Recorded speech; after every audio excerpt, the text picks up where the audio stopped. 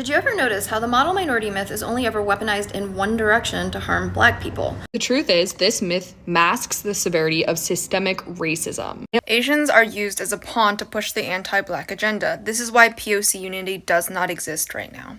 The model minority myth was invented by white people to pit people of the global majority against one another and support white supremacy. Asian Americans did not crack the code. It is that Asian Americans are white supremacy's favorite cipher where it comes to writing the fiction that white supremacy doesn't exist. The argument being that because Asian immigrants are doing so well in this country, therefore racism against Black people is a non-issue.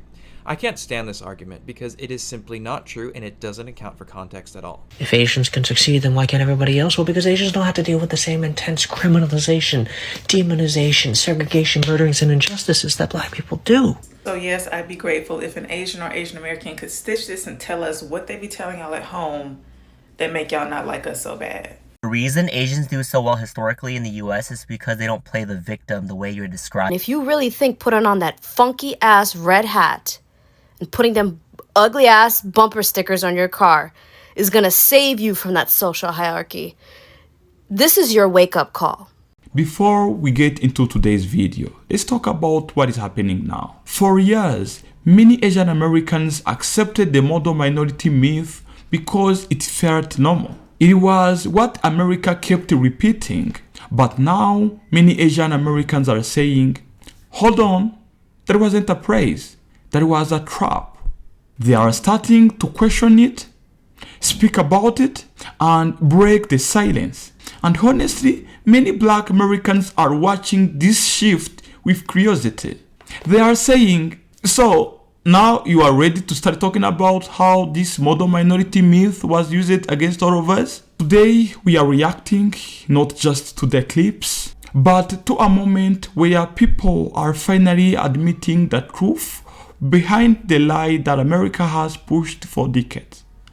Did you ever notice how the model minority myth is only ever weaponized in one direction to harm Black people? When Black people are being compared to Asian Americans, then the hard work ethic and the emphasis on education are values that Asian Americans possess that Black people need to aspire to.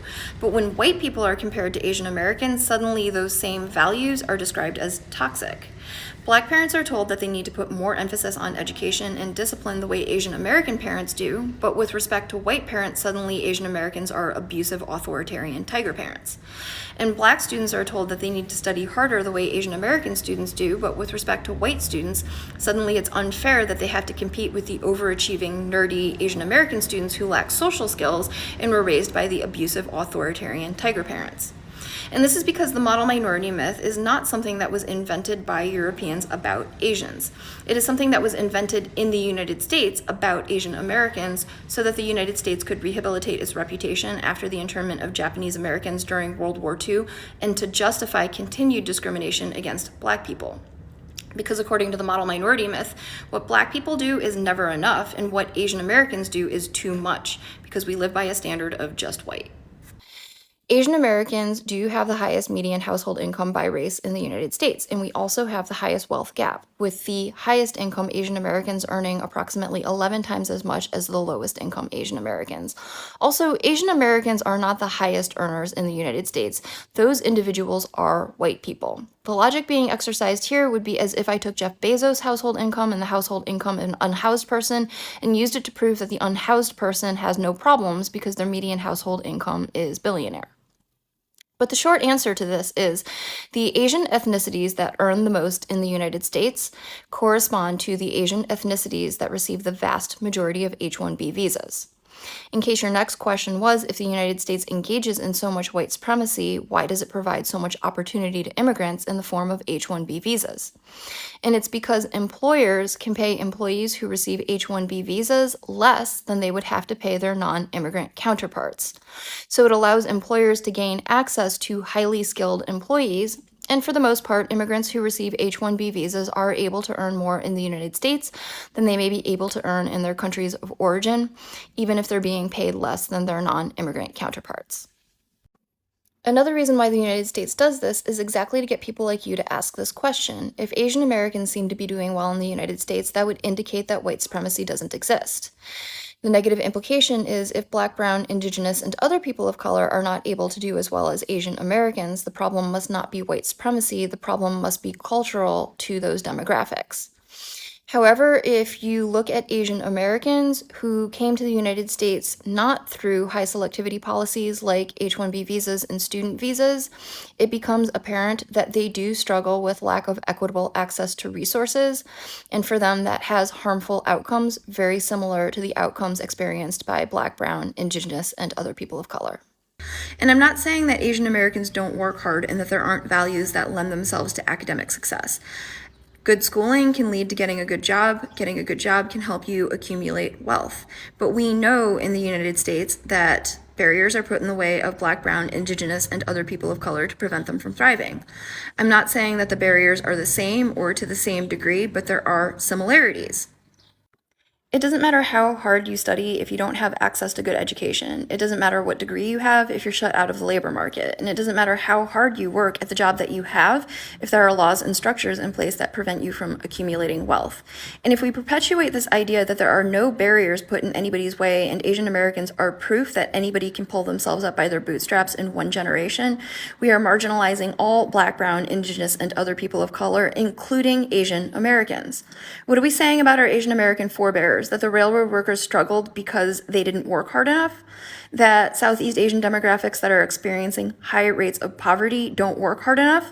For them, their high school dropout rates, suicide rates, and life expectancy are on par with that of Black and Indigenous people. And in New York City, poverty is increasing for Asian Americans, including East Asian elderly. So what are you saying about the East Asian elderly in New York City?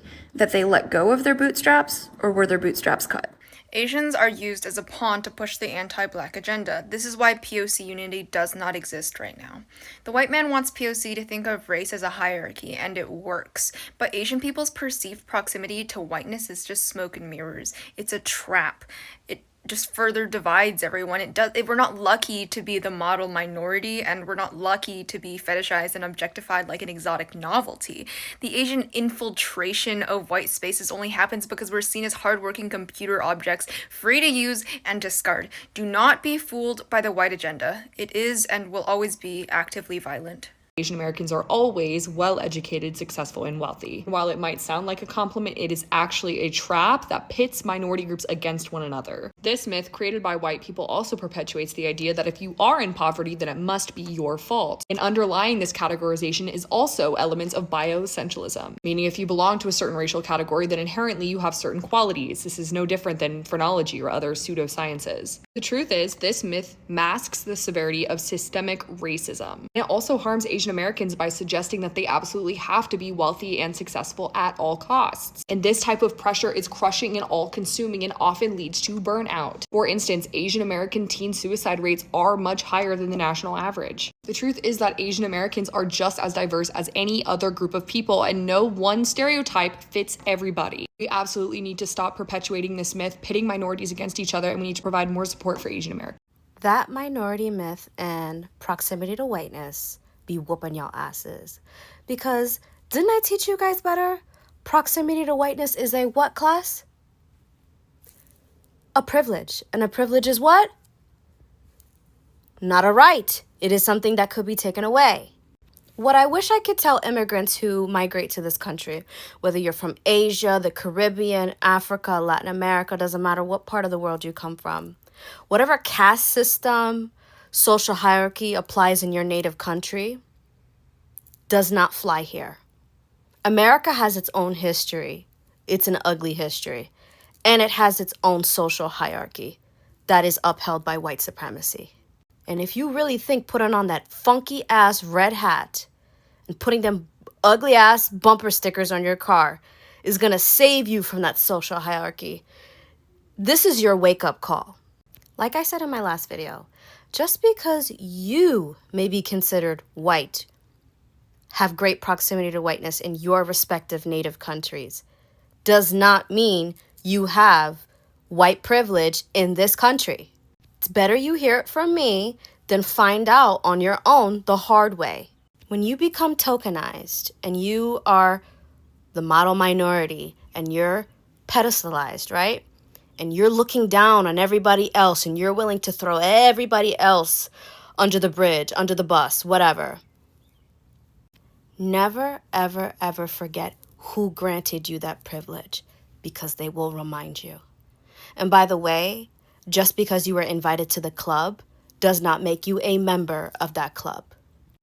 There's a lot of Asians that will complain and say that the model minority thing is a myth. And in retrospect, yeah, it is a myth, because at the end of the day, Asians are still people of color and they still experience racism and discrimination. And there are a lot of Asians that I've experienced firsthand, because mind you, I live in a place where there's a lot of Asians, and a lot of the Asians are very affluent and wealthy. There are a lot of Asians that do hold themselves to that higher standard where they think that they are better than every other minority in America. And that woman came on here and said that Koreans aren't usually the specific target for ICE and ICE raids. There are still people a part of the Asian community that play into that myth.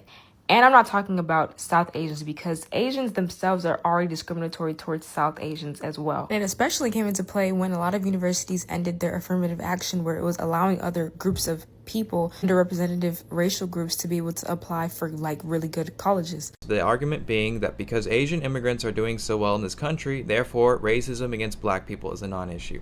I can't stand this argument because it is simply not true and it doesn't account for context at all. My grandfather immigrated to the United States from Taiwan in the 1960s. He was able to do that because of the Immigration and Nationality Act of 1965. Before that, you had the Immigration Act of 1924, which was specifically written to exclude immigrants from Asian, African, and certain European countries. That was because of white supremacy, that was because of eugenics. Before that, there were the Chinese Exclusion Acts of the 1880s that were specifically written to exclude Chinese immigration. But the important thing to understand is that the reason why my grandfather was able to come here is because the Immigration and Nationalities Act of 1965 places special preference on people with connections and skills, usually highly educated people. This is why you get stereotypes like, oh, Asian people are inherently smart, Asian people are inherently good at math. That's because only the best of the best were able to immigrate here. China is a country of 1.3 billion people. There are incredibly stupid people in China. That is how it works. They just usually don't get the chance to immigrate here. In contrast to this, you have a black population that was taken over here in slave ships, where they were forced to live in slavery for generations, being deprived of economic opportunity, basic human rights, or an education. Even after slavery is abolished, they still had to deal with black codes, being attacked by the KKK, convict leasing, sharecropping, or not even being able to vote at all until basically 1965. It doesn't even touch upon the numerous race riots and lynchings that occurred in the 20th century in response to black business owners doing well for themselves. Almost every single time black business owners start to gain a foothold on the economy, suddenly a white woman somewhere claims that they were attacked by a young black man, and then all of these black-owned businesses are destroyed, like in Tulsa in 1921. It's so frustrating to me because it's so obvious. If you only allow the richest and most educated people to come into your country, they are more likely to succeed, as opposed to having a demographic where you actively prevent them from building generational wealth. What do you think is going to happen? Do you think people just wake up someday and they say, I want to be poor, I want to live off of the state? Have you actually lived off of the state? It is not a life that anyone wants to live. People want to succeed naturally. You can't just assume that an entire demographic does it to themselves. It's just so rude when people want to use someone like me as a reason to justify ignoring the plight of others. It's incredibly disrespectful to history, and I don't appreciate it. The grievances that have been voiced by the black community for generations are incredibly valid, and you can't just, again, use someone like me in order to justify disregarding it. But I want to know, like, what goes on behind closed doors. Like, what did they tell y'all about us for y'all to dislike us so bad? We really be rocking with y'all. You know, complimenting you on your outfits, giving you props for your dance moves. I don't know, make sure the lights stay on at your mom and daddy laundromat, Chinese food shop, nail salon, if that's what your family on. I'm not saying that's all Asian people do, so don't get it twisted. I'm being for real. It's just a simple fact that they wouldn't let Asian Americans get business loans or properties in white neighborhoods, and will only let y'all get business loans and properties in black neighborhoods, so we're y'all only patrons. So yes, I'd be grateful if an Asian or Asian American could stitch this and tell us what they be telling y'all at home that make y'all not like us so bad. Thanks! The reason Asians do so well historically in the US is because they don't play the victim the way you're describing. Let's talk about this. First of all, are you implying that the people who do speak up about their own community's oppression are playing victim, and that's why they're not doing so well in the US? I get it. If you feel offended, it's your fault. So whatever people say to you, just smile and take it.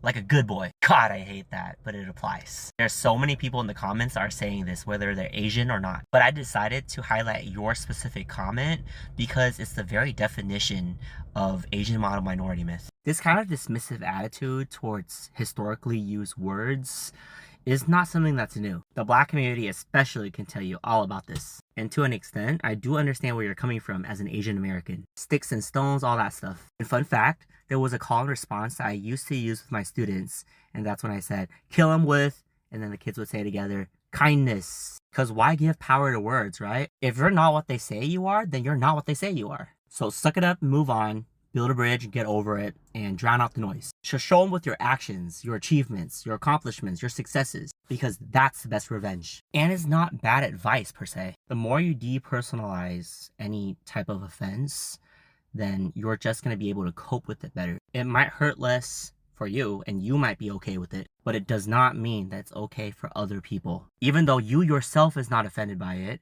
you don't speak for every member of this community. And it doesn't make anyone who is more offended by it or more hurt by it any less valid, because all of our experiences with racism is different. The Asian community has been taking it for way too long now, as you say in your comment. Maybe we do well in society because we don't push back as much, but that doesn't mean that we're not used as a scapegoat or a pawn. It doesn't mean that we're not the punching bag. Even if it's a little minuscule jab here and there, let's just say, that's not the point. Does that mean we're gonna cry inconsolably when we hear this word? Absolutely not. Does that mean we're gonna sock the next person in the face if they say it to us? Maybe, maybe not. But what I'm saying is that we need to make it uncomfortable. It's really not hard to change a word. We're not asking you to give up your left arm, you know? Just say Asian American. Hang on to that attitude of like, I'm not gonna let your words hurt me. There's nothing wrong with that at all. But if you're trying with your life to defend this word in the comment section, that's kind of freaking weird. And if you feel strongly about keeping the word and think that there's nothing wrong with it, then make a video of yourself explaining why. That way we can actually have discourse about it. And you have free speech in this country, so it's in your right to do so. Just make sure you tag me in it. Oh, look at that. Asian Americans signing on to be used as tools of white supremacy to dismantle affirmative action did nothing to address the discrimination faced by Asian Americans in college admissions. Because dismantling affirmative action didn't address the fact that selective colleges admit Asian American applicants at a rate 28% less than similarly qualified white applicants. It's almost like the discrimination faced by Asian Americans in college admissions never had anything to do with black students or affirmative action, and had everything to do with legacy admissions and the choices that colleges make to discriminate against Asian Americans in order to give preferential treatment to lesser qualified white students. If only black people had tried to warn us. Oh wait, they did. This may be the most important thing that I ever say. Asian Americans did not crack the code. It is that Asian Americans are white supremacy's favorite cipher where it comes to writing the fiction that white supremacy doesn't exist. The model minority myth was invented by white people to pit people of the global majority against one another and support white supremacy. I like the way that Kathy Park Hong points this out in her book, Minor Feelings. Kathy Park Hong writes, during this period, the model minority myth was popularized to keep communists and black people in check. Asian American success was circulated to promote capitalism and undermine the credibility of black civil rights. We were the good ones since we were undemanding, diligent, and never asked for handouts from the government. There's no discrimination, they assured us, as long as we were compliant and hardworking. Park Hong continues, the lie that Asians have it good is so insidious that even now as I write, I'm shadowed by doubt that I didn't have it as bad compared to others. But racial trauma is not a competitive sport. The problem is not that my childhood was exceptionally traumatic, but that it was in fact rather typical. Capitalism as retribution for racism. But isn't that how whiteness recruits us? Whether it's through retribution or indebtedness, who are we to become better than the system that destroyed us? The damaging legacy of the West has been its power to decide who our enemies are, turning us against not only our own people, but turning me against myself. It is absolutely true that, statistically, in the United States, Asians tend to enjoy more privilege than other groups within the global majority.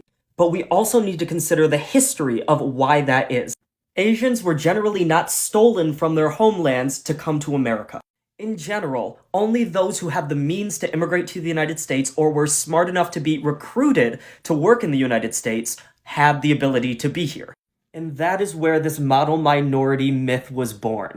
It is true that Asian Americans have a different relationship with whiteness than other groups within the global majority. However, the model minority myth was created to pin groups of the global majority against one another, and thus uphold a racist system. If Asians can succeed, then why can't everybody else? Well, because Asians don't have to deal with the same intense criminalization, demonization, segregation, murderings, and injustices that black people do.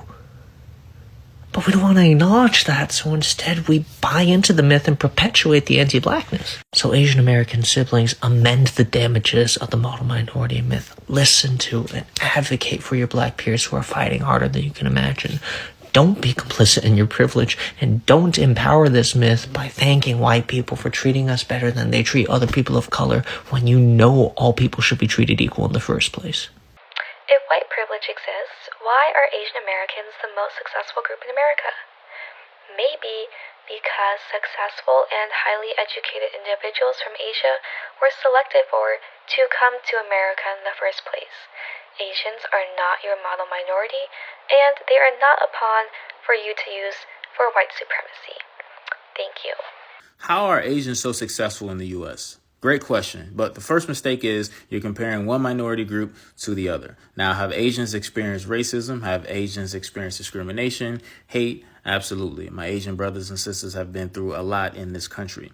However, if we're talking about history, you got to think about blacks were brought here against their own will. They were enslaved for hundreds of years. And then when they were supposedly free, they still weren't really free. They couldn't get citizenship.